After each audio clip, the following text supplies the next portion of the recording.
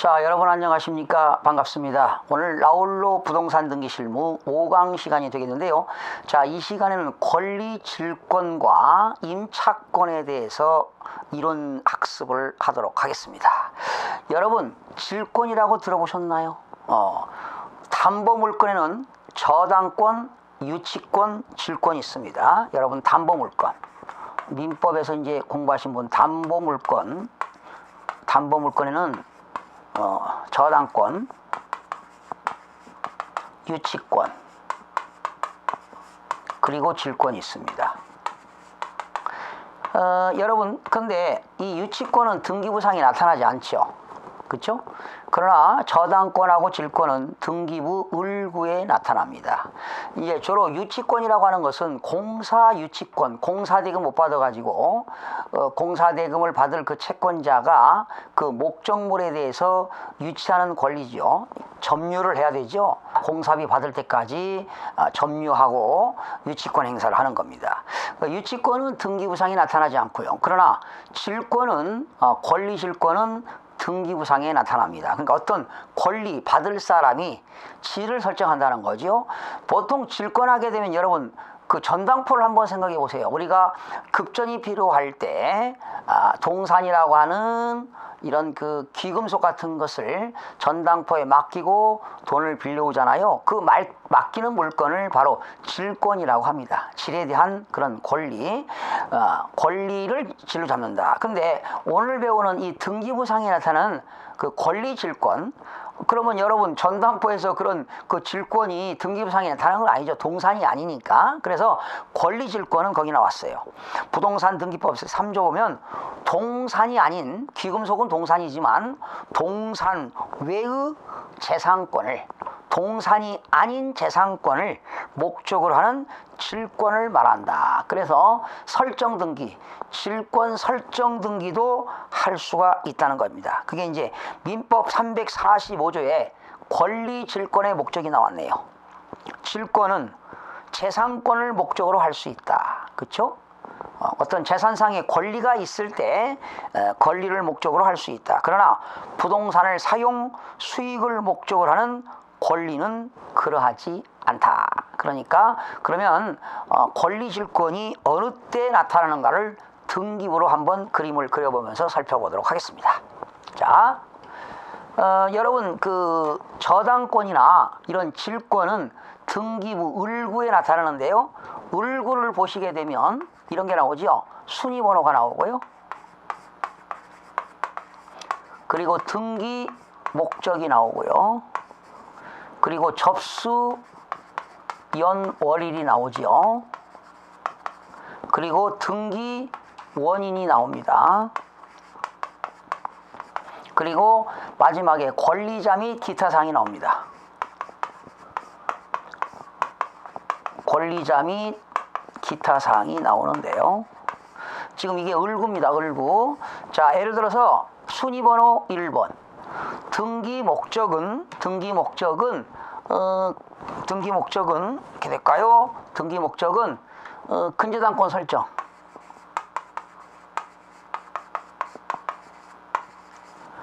접수 연월일은 뭐 좋아요. 2011년 6월 며칠 이렇게 6월 3일 나와 있고요. 접수 번호 이제 나와 있겠죠. 그리고 등기 원인은 설정 계약입니다. 이제 이 권리자는 여기 채권 최고액이 있겠죠. 채권 최고액 1억 3천. 이때 근저당권자가 있겠죠. 채권자, 근저당권자. 나머지는 생략하겠습니다. 근저당권자는 채권자입니다. 채권자. 만약에 채권자가, 이 근저당권자가 구갑성이라고 가정해 봅시다. 채권자. 이 근저당권자는 채권자입니다. 1억 3천만 원 받을 채권이 있는데 나는 이 사람한테 김동수입니다. 제가 김동수가 구갑성이라고 하는 사람한테 만약에 돈 받을 게 있다. 5천만 원 받을 게 있습니다. 근데 돈을 안 줘요. 근데 얘가 제 3자한테 이렇게 돈 받을 게 있다는 거죠. 그래서 그 근저당권자는 국합성희 씨는 채권자지만 나한테는 채무자가 되겠고 나는 채권자가 되겠죠. 그럼 나는 김동수는 이 사람한테 돈을 받기 위해서 이 근저당권을 가지고 있는 국합성이라는 사람에 대해서 내가 질로 잡는다는 겁니다. 이것이 바로 근저당권부 질권이 되겠습니다. 그래서 2번 등기 목적은 이게 뭐냐? 근저당권부 질권. 이 근저당권에 대한 질로 잡은 겁니다. 근저당권부 질권. 그래서 좋아요. 뭐 2014년 좋아 15년 4월 3일 뭐 이런 식으로 접수번호 뭐 이렇게 나오겠죠. 그리고 등기 원인은 뭐가 될까요? 등기 원인 설정 계약이 되겠죠. 뭐 등기 원인, 그죠? 근저당권부 질로 잡은 거니까 근저당권을 질로 잡은 거니까 등기 원인은 뭐 설정 계약 되겠습니다. 설정 계약 이렇게 되겠습니다. 그러면 국합성이라는 사람은 제 3자한테 1억 3천만 원 받을 거 있는데 여기 있는 김동수는 국합성이한테 받을 돈이 만약에 5천이라고 한다면 이 근저당권 설정한 금액에 대해서 1억 3천에 대해서 5천만 원을 설정하게 되는 겁니다. 그래서 채권액 여기다가 채권액 5천만 원.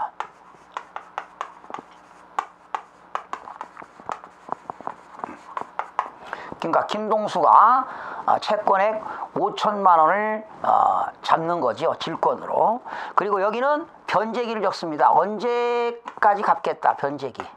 뭐 2016년 5월 3일 1년 후에 갚겠다. 이렇게 변제기가 되겠고요. 그리고 이자는 얼마를 지급한다. 이자는 뭐 월 2푼올이다. 이자는 월 2푼올이다. 그리고 이자 지급 시기. 이자는 매월 언제 지급하겠다. 뭐 매월 5일날 지급하겠다. 이자 지급 시기. 이때 채무자는 누구일까요? 이거지요. 국합성. 그죠? 채권자는 누구일까요? 채권자는 김동수가 되겠네요. 그러니까 김동수가 국합성이가 받을 근저당권에 대해서 질권을 잡았다 이런 얘기입니다. 그렇죠? 그리고 김동수의 주민등록번호가 들어가겠죠.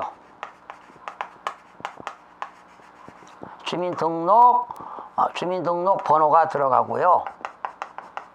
그죠? 그리고 김동수의 주소가 들어갑니다. 이렇게 채권자는요 반드시 주민등록번호와 그리고 뭡니까? 주소가 기재되도록 되어 있습니다.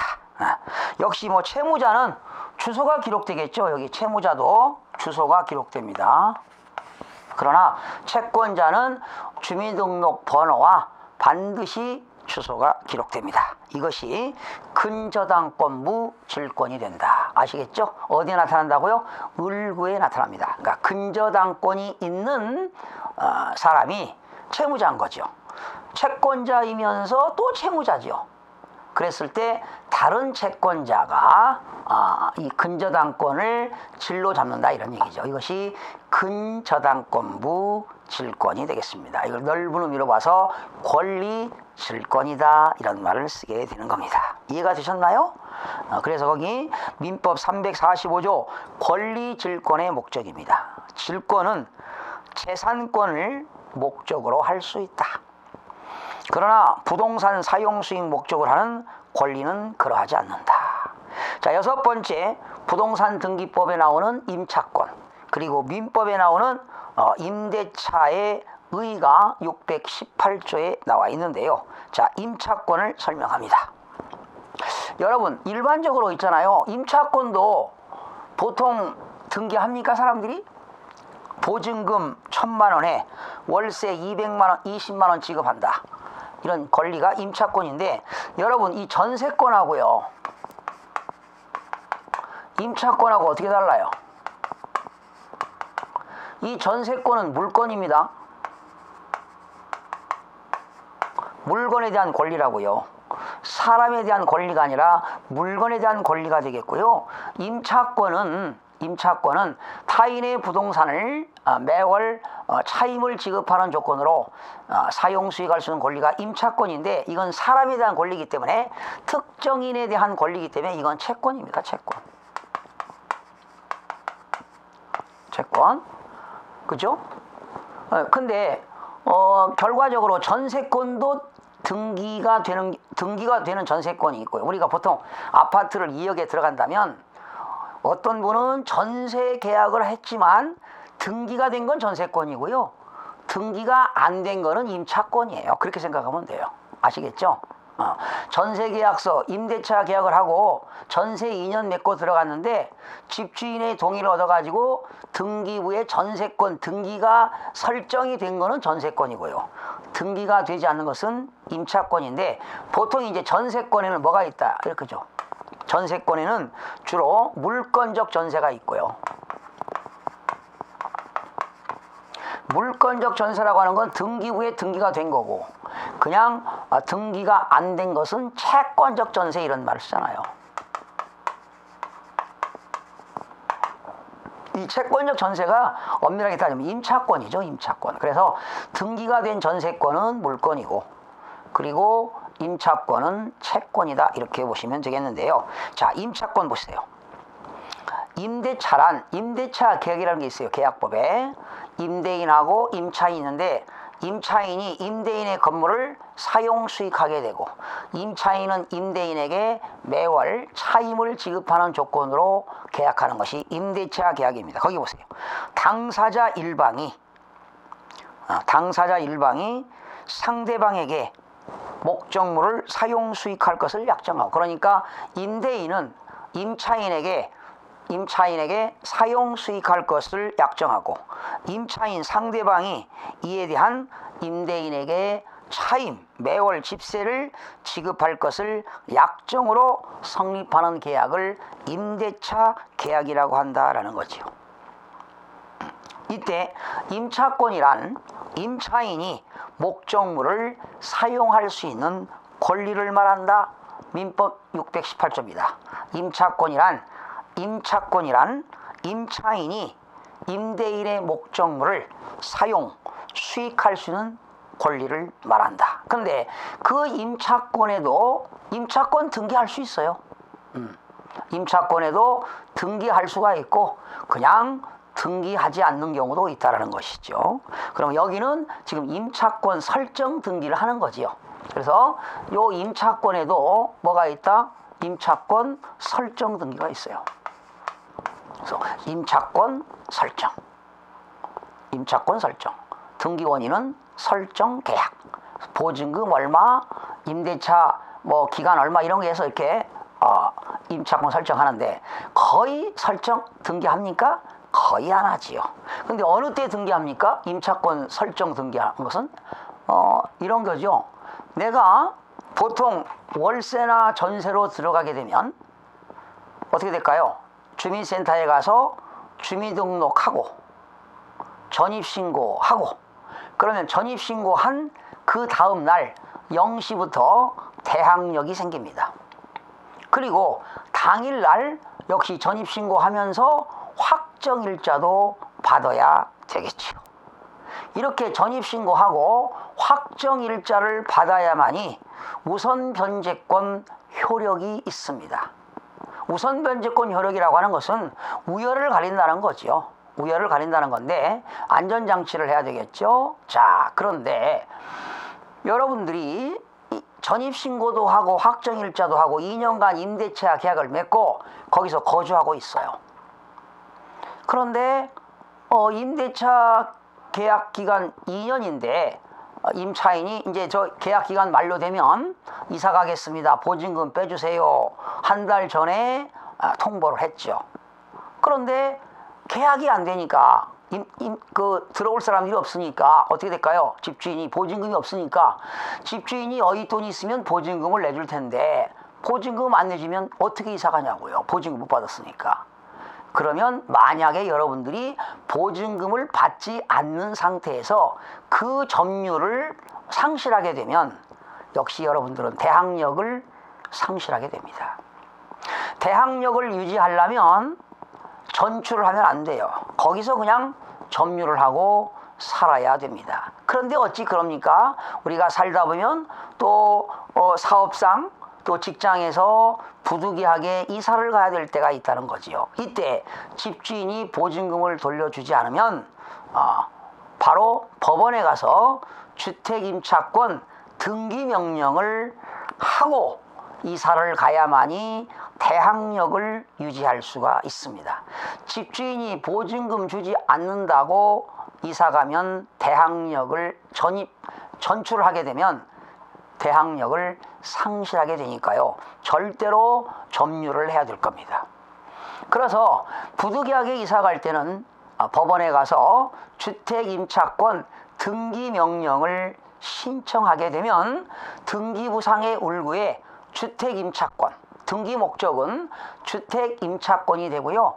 등기 원인은 주택임차권, 임차권 등기 명령입니다. 그러니까 법원에서 명령을 내려가지고 등기관이 임차권 등기 명령이 등기부에 올라가는 겁니다.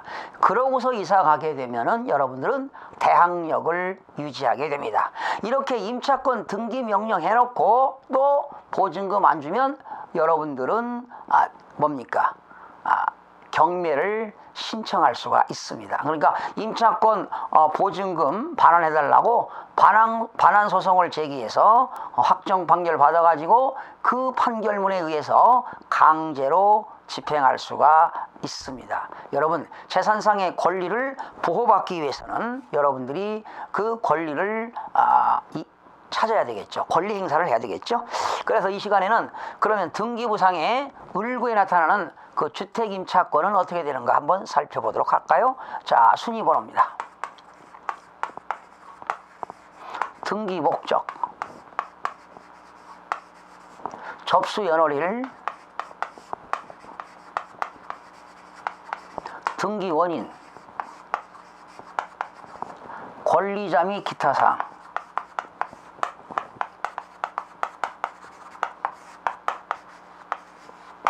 자, 을구예요. 여러분들이 주택임차권 등기명령을 했다면 자, 순위번호 좋아. 6번이면 6번 좋아요. 6번. 등기 목적은 뭐냐? 주택임차권입니다.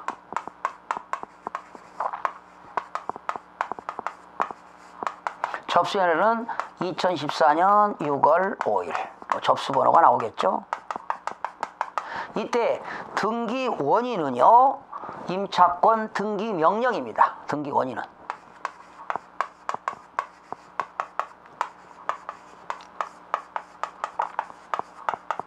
등기 원인은 임차권 등기 명령입니다.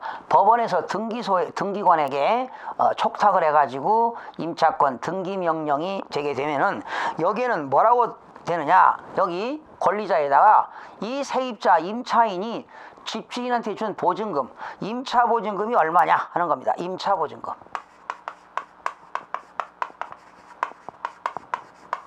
금 3천만 원이다. 보증금이 3천만 원이다. 금 3천만 원. 그리고 여기에는 반드시 뭐가 들어가느냐? 임대차 계약일자가 들어갑니다.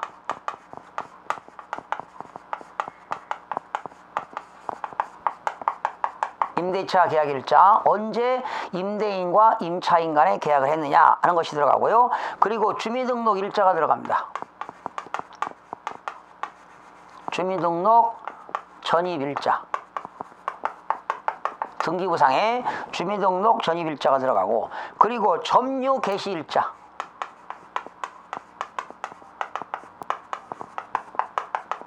이삿짐 푸는 날이 점유가 되겠죠. 점유 개시일자. 그리고 확정일자. 그리고 여기 밑에는 임차권자가 들어가겠죠. 임차권자, 아무개 해가지고 여기 임차권자의 주민등록번호가 들어갑니다. 뭐 이렇게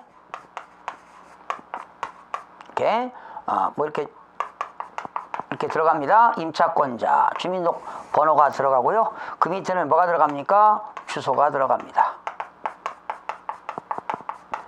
그러니까 이제 주택임차권이면 주택임차권이고요.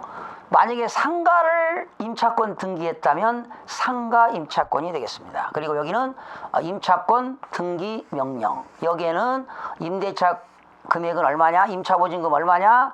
계약일자는 언제냐? 전입일자는 언제냐? 점유 개시일자, 확정일자, 임차권자 누구냐? 임차권자의 인적사항, 주민등록번호와 이렇게 주소가 들어가게 되는 겁니다. 그래서 여러분들이 이렇게 임차권 등기 명령을 하지 않고 집주인의 승낙을 받아가지고 또 임차권을 등기하는 경우도 있겠고요. 또 전세권 등기하는 경우도 있겠죠. 그래서 전세권은 물권이고 임차권은 채권이라는 것을 여러분 기억하시기 바랍니다. 이렇게 해서 이 시간에 권리질권과 임차권에 대해서 공부했는데요.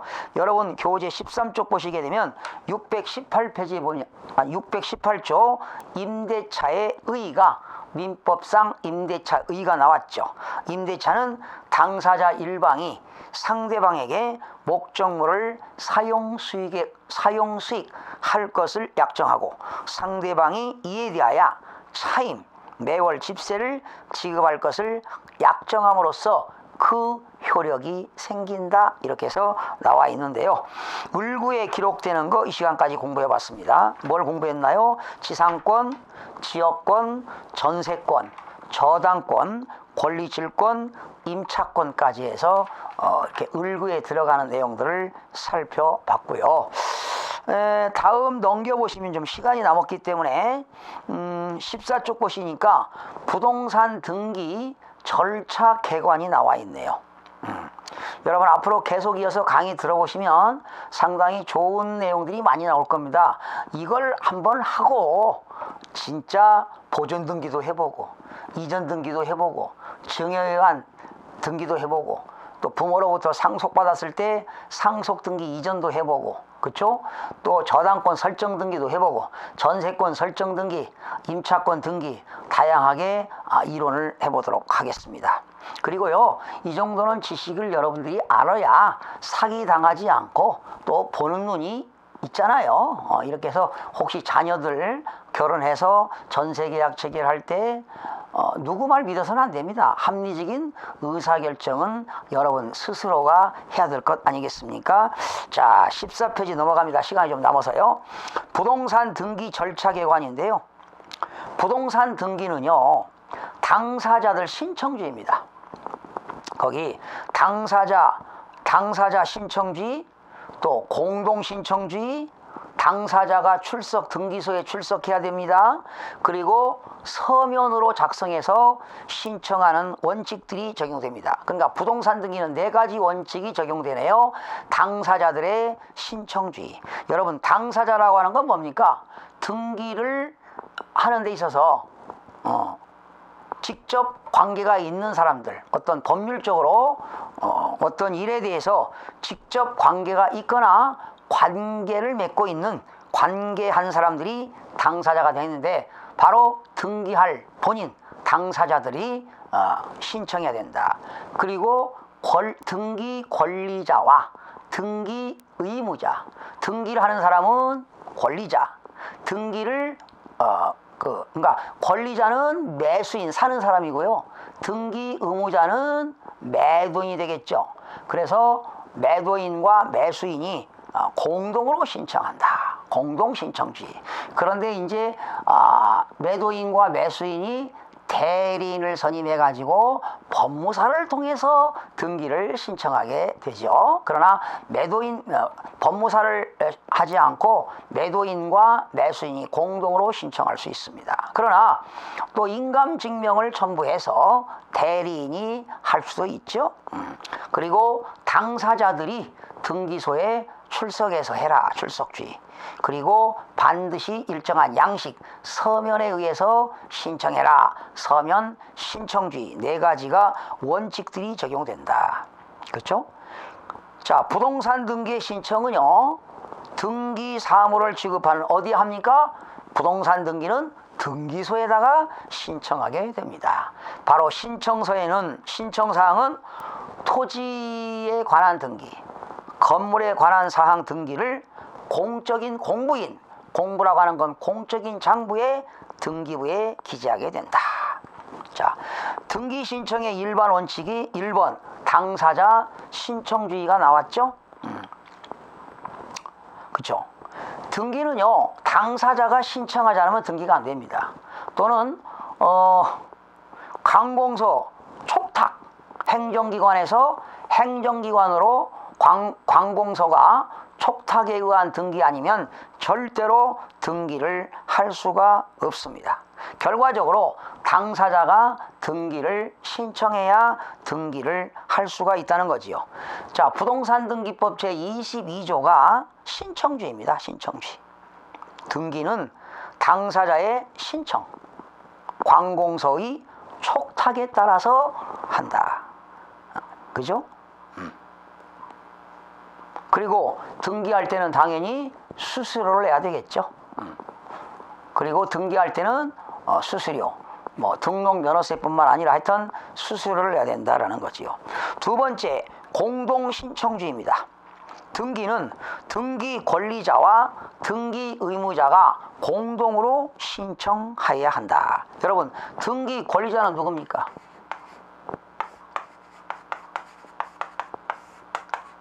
등기 의무자가 있고요. 등기 권리자는 권리가 증대되는 자입니다. 거기 권리가 증대되는 자. 권리라고 하는 건 법이 주는 힘이잖아요. 권리가 증대되는 자. 권리가 증대되는 자. 의무자는 권리가 감축되는 자. 권리가 줄어든다 이런 얘기죠. 그죠? 권리가 상실되는 자. 권리가 감축되는 자, 권리가 상실되는 자. 그러면 등기 권리자는 주로 부동산을 산 매수인, 그리고 저당권자, 지상권자, 전세권자, 지역권자, 이런 사람들이 등기 권리자가 되겠습니다. 등기 의무자는 재산상의 권리가 감축되는 사람이니까 누가 될까요? 매도인 되겠죠. 그리고 여기는 저당권 설정자가 되겠습니다.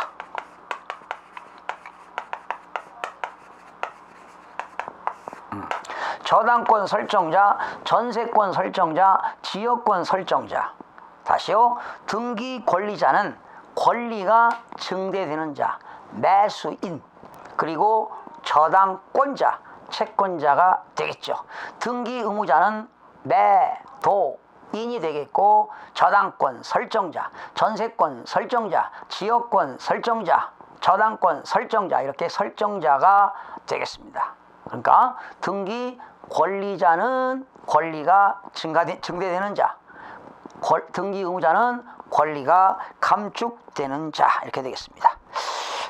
부동산 등기법 제23조 보면 등기 신청인이 나오는데요. 등기는 법률에 규정이 없는 경우에는, 법률에 다른 규정이 없는 경우에는 등기 권리자와 등기 의무자가 공동으로 신청하여야 한다.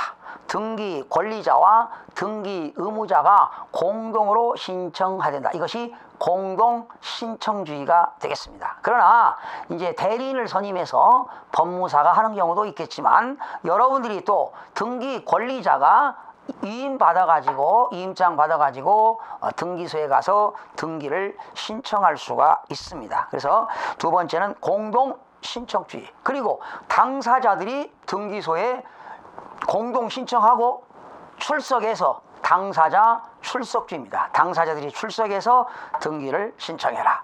그리고 서면으로 신청해라. 일정한 그런 서식에다가 서면으로 신청하는 것이 4가지가 등기 내용이 되겠습니다. 다음 시간에는 공동신청주의 외외 규정입니다. 그러니까 공동신청주의라고 하는 것은 등기 권리자와 등기 의무자가 공동으로 신청하는 건데, 공동으로 신청하지 않고 단독으로 신청하는 공동신청주의 외외 규정 9가지는 다음 시간에 살펴보도록 하겠습니다. 여러분, 다음 시간에 찾아뵙겠습니다. 수고하셨습니다.